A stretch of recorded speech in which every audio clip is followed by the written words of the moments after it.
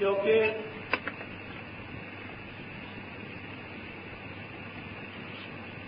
संसार में तो ऐसा होता है कि देखने पर प्रेम होता है, परमार्थ में उल्टा है। ब्रह्मा जी ने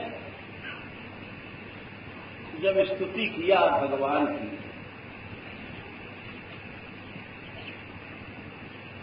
प्रलय के बाद में फिर से सब संसार बनता है, सब लोक लोकांतर, नदी पहाड़, सब सृष्टि बनती है। जैसे हम लोग घर बनाते हैं, अंतर यह है कि ये हम लोग असमर्थ हैं, ईंट लाओ, पत्थर लाओ, कारीगर लाओ, और ये सारा कार्य भगवान की शक्ति से होता है।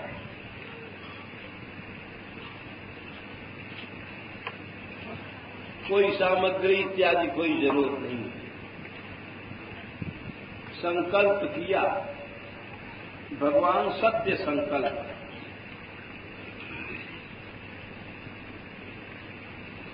संकल्प से सृष्टि हो जाए। एक बात ये समझ लो, जितना मनुष्य में मन में शुद्धि होगी उतना ही उसका संकल्प मजबूत होगा और उतना ही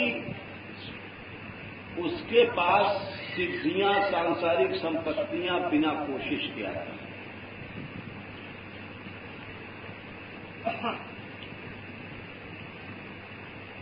मनुष्य कमा कमा के मर जाता है और कुछ उसको प्राप्त नहीं होता है, परंतु जो संकल्पवान पुरुष होते हैं उन्होंने संकल्प करते हैं और काम हो जाता है।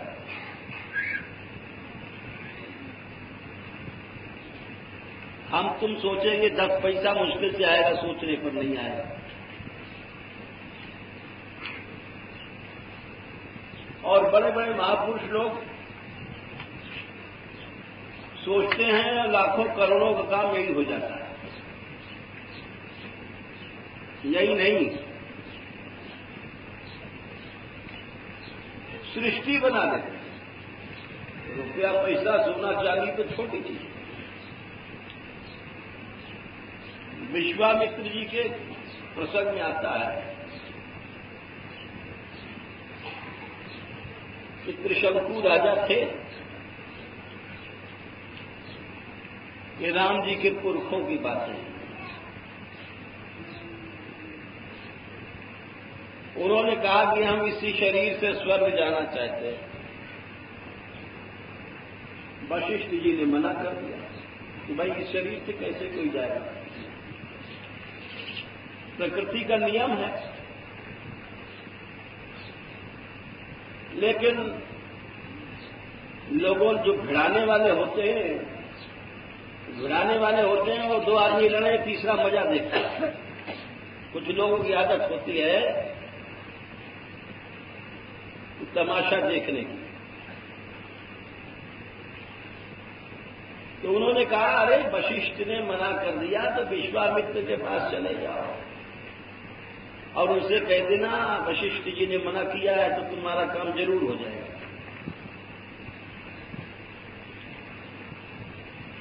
ये गए और उन्होंने कहा, महाराज हम इस शरीर से स्वर्ग जाना चाहते हैं,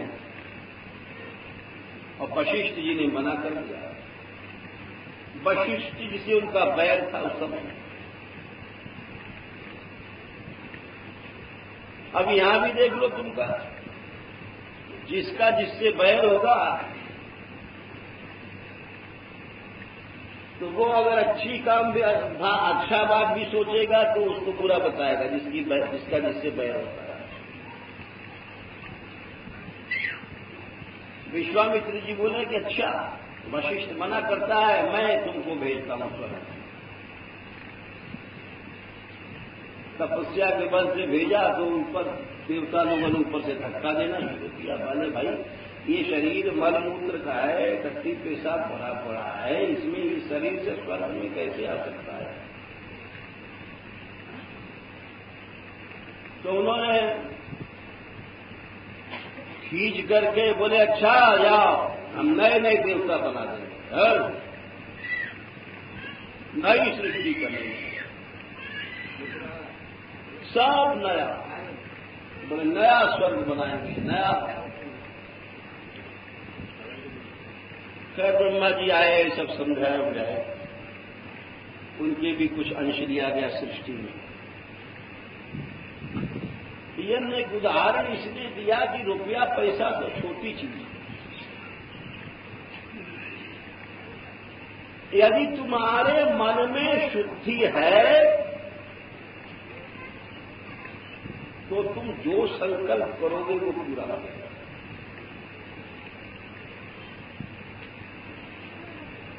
गंदगी मन में होने के कारण हमारे जितने संकल्प है, सोचे भय, वो फेल हो जाते हैं। चंद्रमा सूर्य भले ही दिख जाए अपने जगह, लेकिन जिसको मुक्त होना है तो भाई मुक्त होने वाला तो सब कुछ छोड़ेगा ही छोड़ेगा। इसी संसार में मरने के पहले आसक्ति छोड़ जाए। चतुराई यही है, वो आसक्ति को लेके मरोगे तो फिर वो बंधन तो ही है। लोग होशियार बनते हैं अपने मन में। तो स्त्री सोचने लग गई कि हमारा पति मरने वाला है और ये सन्यासी नहीं बना, तो गृहस्थ में मरना ठीक नहीं इसका। तो एक महात्मा को बुला के लाई और जल्दी जल्दी एक होता है आतुर सन्यास। जो लोग नहीं है आप लोग जानते हो, आतुर सन्यास उसको कहते हैं कि जब कोई मरने वाला हो, भले बेहोश हो। हमारे एक चाचा थे वकील साहब जी, उनका भी अंतिम समय था तो उनको भी आतुर सन्यास दिलाया गया था, इतना हमको याद है छोटेपन में। तो एक पुरानी परंपरा थी भाई, गृहस्थ में नहीं मरना चाहिए, मरने के पहले इससे छुटकारा ले लो। जीते भी नहीं, छुटकारा लिया तो मरे पे कहां से छुटकारा हो।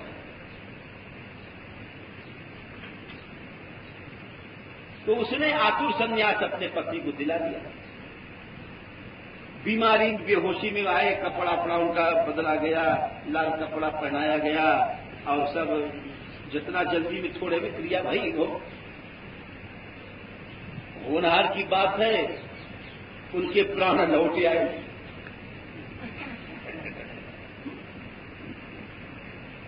वो जी गए।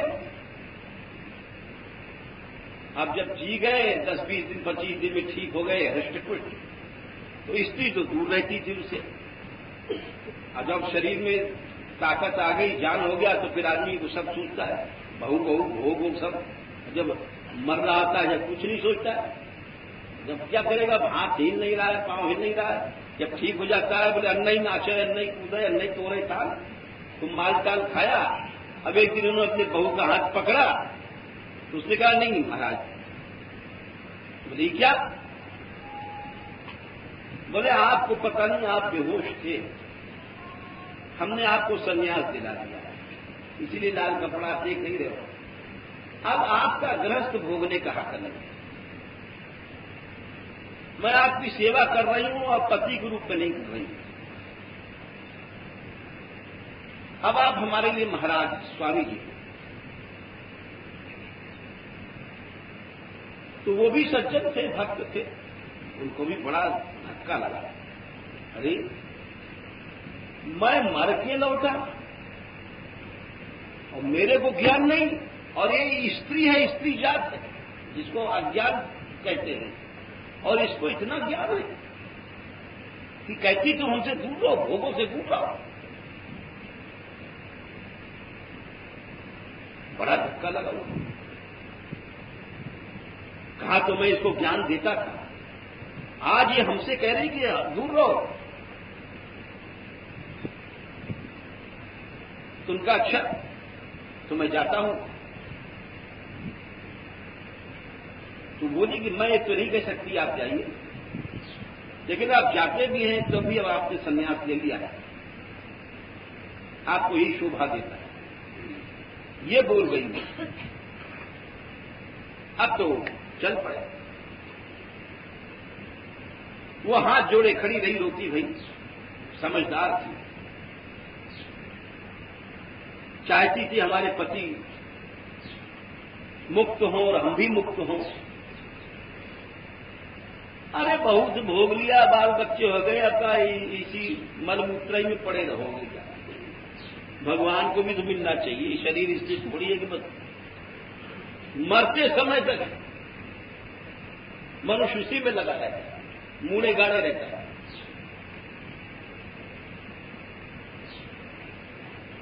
वो चले गए और उन्होंने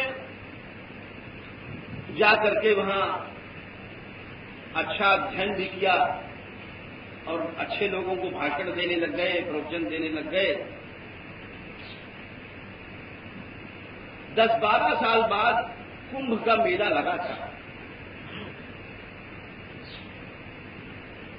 ये बड़े ऊंचे सन्यासी बन गए थे, ज्ञानाश्रम इनका नाम था। बड़ा भाषण करते थे और सैकड़ों लोग आते थे। स्त्री को भी पता नहीं था। कुंभ मेला में गई थी तो बड़ा भाषण हो रहा है, देखा कि एक मंच पर बड़ी भीड़ लग रही है, तो ये भी बोली कि चलो हम भी सत्संग कर रहे। कुंभ मेला में साधु लोग जाते ही हैं, वहां कैंप पर लगता है, भाषण होता है, जो लोग जानते हैं। तो जब वहां गई तो देखा मंच पर, तो पहचान तो आई जाती है। 12 साल बाद देखा था।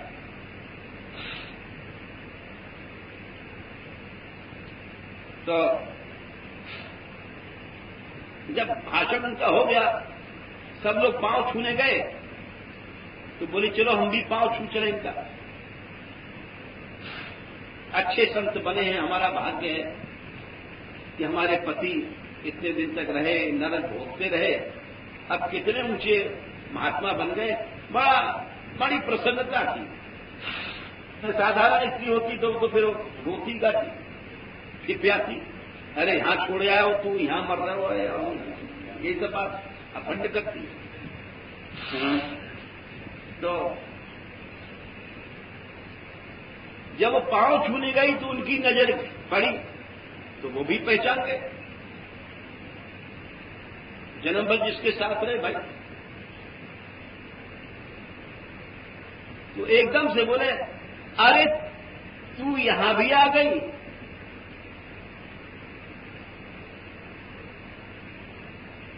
तो वो बोली, महाराज अभी आप हमें भूले नहीं।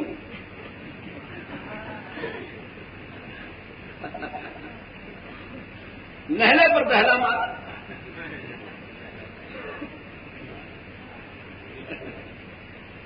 अब उनको तो बात है, बोले हमने इतने बड़े, जब भी इसी ने हमको बनाया साधु, अब भी हमारी दादी बन रही है। यदि अभी पूरे से हमारा सब वेदांत पढ़ना सब बिटिया बैठ गया। वो तो समझ रहे कि अब मैं इसको फटकारूंगा कि मैं इतना बड़ा त्यागी बन गया हूं, अभी तू यहां आ रही है। इसलिए मतलब अब हम कितने ऊंचे महात्मा बन गए हैं कि देख अब तू यहां आ रही है। वो तो उन्होंने नहला मारा, उसने और दहला मारा। बोले महाराज अभी आप मुझे भूले नहीं, पहचान गए। तो बड़ा धक्का लगा उनको, कोई मुंह से बोला ही नहीं निकला, इसका कोई जवाब नहीं था। अरे साधु बनने के मतलब कि पिछला सब भूल जाना। ऐसा नहीं करना चाहिए कि झूठे हम कहने लग जाएं, अरे हमारे घर में तो देखो एक महात्मा है, गांव के गंवार थे बेचारे, लेकिन अब बताने नमूना तो सामने आता है ना, और पढ़े नहीं लिखे नहीं, इतने इनको मालूम था कि भाई पटवारी गांव का बहुत बड़ा होता है। हमसे बोले महाराज हमारो बाप पटवारी हो, आप समझो। तो अपनी तारीफ पर इतने त्यागी हैं, तो हम हंस गए मन में। हमने कहा भाई सच में आप बहुत बड़े घर अब ये सब वैसे ही मामला है जैसे कोई सड़े से गांव की, सड़े से घर की लड़की हो, ब्याह करके जाएगी ससुराल में, तो झूठे कहेगी हमारे पियर में तो ऐसा जलेबी जो हम लोग कलेऊ करते और ये खाते और हमारा बाप ऐसे हो, लंबरदार हो, सैकड़ों आदमी घर में आते थे, यहाँ का है ससुराल, अगर कुछ नहीं। तो वैसे ही हम लोग भी मारा करते हैं जैसे स्त्रियां मारती हैं कि हमारा पियर ऐसा है, वैसे हम लोग भी मारते हैं, हम ये छोड़ आए, हम वो छोड़ आए, झूठे कब तो बाजी। तो वो ज्ञानाश्रम जी महाराज को थोड़ा सा गर्व आया था कि आज हम इसको फटकारे कि देखो हम कितने पे रखते हैं। लेकिन जब उस सच में उस स्त्री में ज्ञान था, बोले महाराज आप भूल नहीं सके, अच्छा मैं जाती हूं, कह के चल पड़े। देखते रह गए उधर। उसके बाद उनको इतना ज्ञान हुआ है, उन्होंने बोलना बंद कर दिया और निरंतर ईश्वर चिंतन सब छोड़ दिया, आषण भाषण करना और चेला चेली वगैरह। यहां तक लिखा है कि एक बार उनको कुछ लोगों ने पीठ पर बल्लम मारा, क्योंकि उन्होंने धर्म प्रचार किया था। उस जमाने में बहुत से लोग हिंदू धर्म से चिढ़ने वाले थे और पीछे बल्लम उनके जब पीठ पर मारा, बड़े बड़े किसी जमाने में हिंदू धर्म पर अत्याचार हुए, हम आप भूल चुके हैं, याद नहीं है कैसे कैसे औरंगजेब आदि ने अत्याचार किए। ये सब सुनावे तो आप लोग कहोगे क्या सुना रहा है। चरखा तक में चलाया गया, एक एक हड्डी हड्डी कट कट कट बोलती जाती है, जो हिंदू मुसलमान नहीं करता था। हमने पढ़ा है जब बता रहे हैं। शूली पे तो फिर भी गुदा द्वार से सूली पर टांग दिया गया, कई दिन में ऐसे ऐसे कष्ट से हिलेगा पार होगी सूली, वो भी कम कष्ट था। सिर कतल करना भी कम कष्ट था। यही मथुरा का गोकुल जाट था, जिस समय कृष्ण जन्मभूमि का मंदिर तोड़ा गया, उसका इतिहास है। उसने एक मुसलमान हाकिम को मार दिया था, तो उसको अगला औरंगजेब ने वहां बुलवा कर उसकी एक एक बोटी अपने सामने कटवाया, धीरे धीरे, और कुत्तों को खवाया। तो ज्ञानाश्रम जी के बारे में लिखा है कि उनको पीछे से बंधम मारा गया और उनके गुदा द्वार में घुसाई गई। तो वो उसके बाद भी शांत बैठे, कितने ऊंचे महात्मा वाला, अपनी स्त्री के फटकार। तो हम ये कह रहे थे कि ब्रह्मा जी बोले नारद से कि देखो बेटा, ईश्वर को तुम बुद्धि से नहीं जान सकते,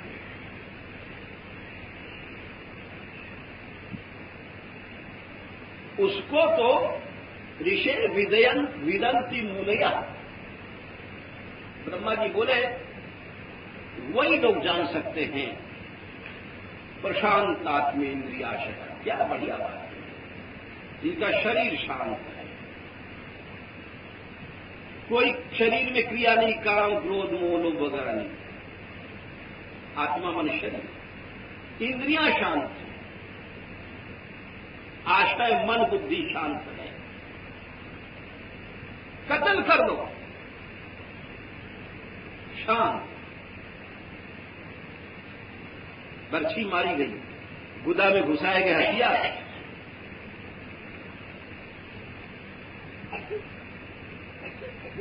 वो जान सकता है जिसका इतना शांत मन है। ऋषे विदंती मुनिया प्रशांतात्मेन्द्रियाशया, और यदा तदेव असत्तर्क स्थिरोधीये विकृत। ब्रह्मा जी बोले कि जब जिस समय असत तर्क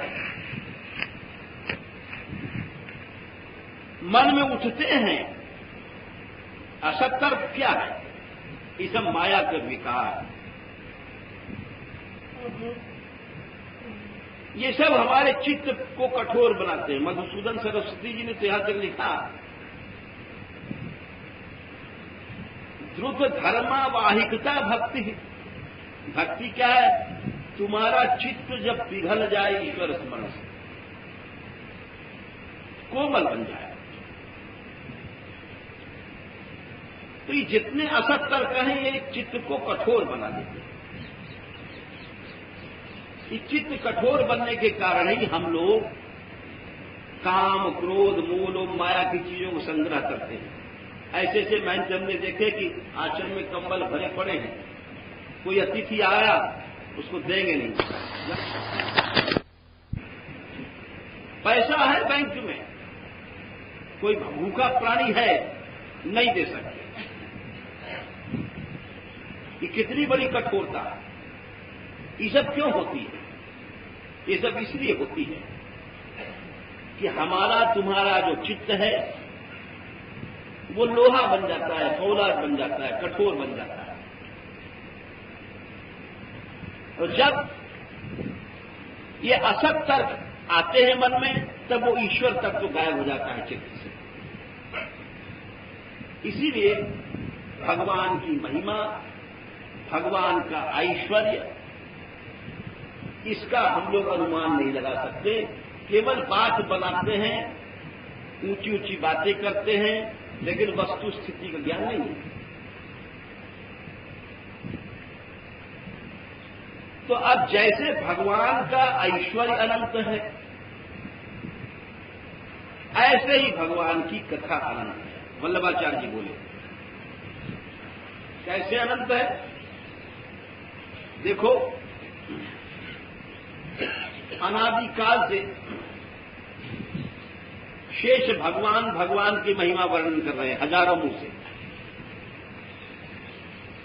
और आज तक वर्णन कर नहीं पाए। अनादिकाल से वेद भगवान का यश गा रहे हैं, आज तक पार नहीं पा सके। इसीलिए कहा गया है कि वो भगवान की महिमा कितनी अनंत है। लोग कहते हैं नाद वेदया परंपार पारहून पाए कोई। हम लोग ये तानसेन के समय के हिंडोल का ध्रुपद गाते थे। गाए गाए थके साम सूरा नारा मुनि जानाय देव नाद वेद अपरंपार।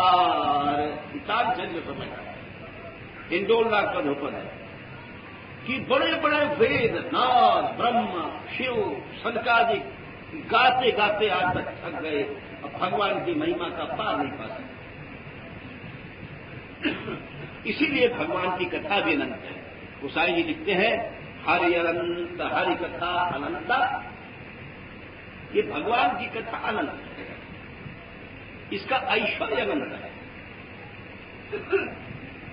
अरे भगवान की कथा तुम देखो ना, यूं समझो, भगवान शंकर पार्वती को सुनाते रहते हैं। अब अनंत है तभी तो उनकी लीला को सती जी ने परीक्षा किया, नहीं समझ पाई। अनंत है तभी तो गरुड़ नहीं समझ पाए, अनंत है तभी तो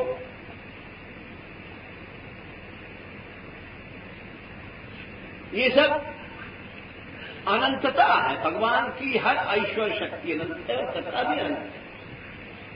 इस कारण से यहां पर वल्लभाचार्य जी लिखते हैं कि अब सुनिए, आतकम आ माने सर्वतः, आंग अभिविधौ, ततम माने व्याप्तम, व्याप्त है भगवान का ईश्वर। जैसे यही महाभारत है कि करोड़ों श्लोक के ऊपर है, रामायण है देवलोक में करोड़ों श्लोक में है। उस सब का सार निचोड़ते निचोड़ते निचोड़ते यहां पर थोड़े अंदर आता है मृत्यु लोक में। तो भगवान की कथा अनंत है। आगे लिखते हैं कि राज्याधिकम तु परिच्छन्नम भगवत ऐश्वर्यम न तु तथा। बोले राज्य आदि तो छोटी चीज है। बोले हमारा राज्य भारतवर्ष में, कोई कहे पृथ्वी में है, अरे कोई का एक ब्रह्मांड में है, लेकिन है सीमित। लेकिन भगवान की महिमा, भगवान की कथा अनंत है। हर ब्रह्मांड में चारों ओर भगवान का यश छा रहा है। ऐसा कोई नहीं जो भगवान का यश अभिहीन है। केवल वही जो नीच नास्तिक पुरुष हैं, जिनका अंतःकरण तामस है। अब जैसे कुत्ते को क्या पता भगवान है, गधे को क्या पता कि भगवान होता है, भजन करना चाहिए। अभी एक रोटी कुत्ते को डाल लो, दुम हिला पूछ हिलाने लग जाएगा, चू चू चू चू चू। उसको पता ही नहीं भगवान क्या है। ये मक्खी मच्छर इनको क्या पता है। ऐसे जो मनुष्य नास्तिक हैं, इनको क्या पता भगवान है। भगवान से मिलना भी चाहिए, भगवान की प्राप्ति भी करना चाहिए। पशु की तरह है, मुर्दे की तरह है। खा लिया, पिया, पी लिया, हग लिया, मुत लिया, ज्यादा हुआ बच्चे पैदा कर लिए, फिर मुर्दे की तरह सो गए। आहार निद्रा भयमय सुनंच और सामान्य में तत् पशुभिर नारायणम और धर्मो ही तेषाम अधिको विशेषो और धर्मेण हीना पशु भी समाना। ये सब पशु हैं। खाली भोजन कर लिया, फिर खर्म खो नींद लेने लग गए। भय या मैथुन बच्चा पैदा कर दिया, बोले अरे ये तो कुत्ता बिल्ली भी करता है। मनुष्य होकर के इससे आगे कुछ प्रभु को धर्म को नहीं जाना, तो ये पशु है। तो केवल जो पशु हैं उनकी बात छोड़ दो, तो बाकी हर ब्रह्मांड में सर्वत्र भगवान का ईश्वर व्याप्त है। तो कहते हैं कि राज्य आदि तो कोई राज कर ले, एक गांव 10 गांव, एक देश 2 देश, इससे क्या होता है। भगवत ऐश्वर्यम न परिच्छिन्नम, भगवान का ऐश्वर्य असीम है, सर्वथा व्याप्तम और कथामृतम च पुनः सर्वलोकान व्याप्त। भगवान की कथा अनंत लोकों में है। जिस लोक में जाओ, हर ब्रह्मांड में अलग अलग देवता हैं। ब्रह्मा विष्णु शिव अलग अलग है। वे सब भगवान का ईश्वर गाया करते हैं और उनमें जो कुछ शक्ति है वो सब भगवान के ईश्वर को गाने से, भगवान की महिमा से। याद रखो, केवल अगर है शक्ति तो भगवान की, और किसी की शक्ति न थी न है न हो सकती है। केवल मूढ़ प्राणी सोचा करता है कि मेरी शक्ति। जो बड़े बड़े ब्रह्म शिवादिक हैं वो सदा ही कहते हैं कि नहीं, केवल वही तू ही तू। इसीलिए निरंतर भगवत कथा करते हैं, भगवान की दिनरात महिमा गाते हैं।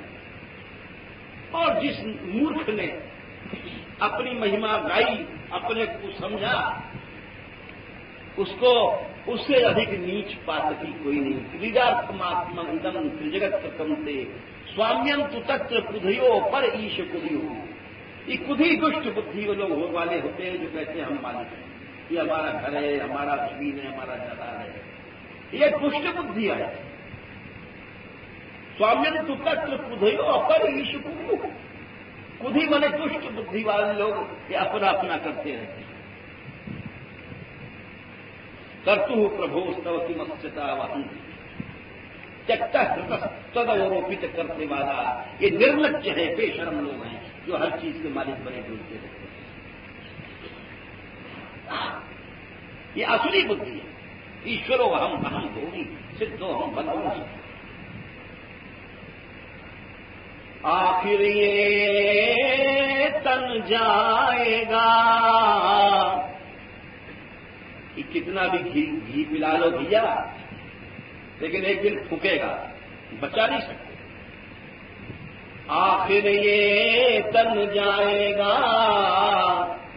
क्यों नहीं प्रभु को अर्पण करते। अरे भोगों को क्यों चढ़ाते हो शरीर, भगवान को चढ़ाओ। जब साथ सभी का छूटेगा,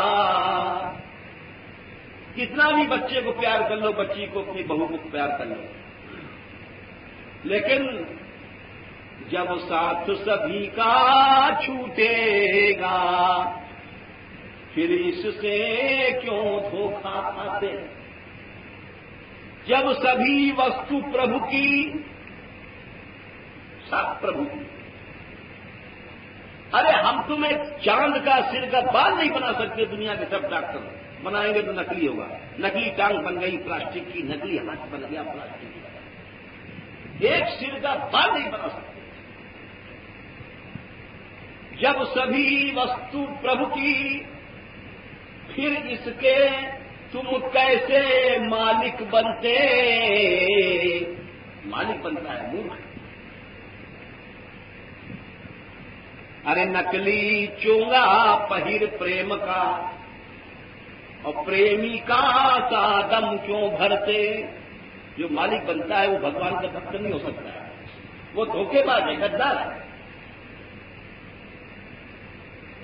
इसीलिए सब ऐश्वर्य भगवान का, और ये जितना भी परिच्छिन्नता है, जितना भी है, सब माया की है। एकमात्र भगवान और भगवान की कथा ही अनंत है, और कोई दूसरी वस्तु अनंत नहीं हो सकती है। तव कामृतम सत्य जीवनम कवि विरीडितम कर्मशास्त्रम श्रवण मंगलम श्रीमदातम भूमि गृणंति ते भूरिदा जना श्रवण मंगलम।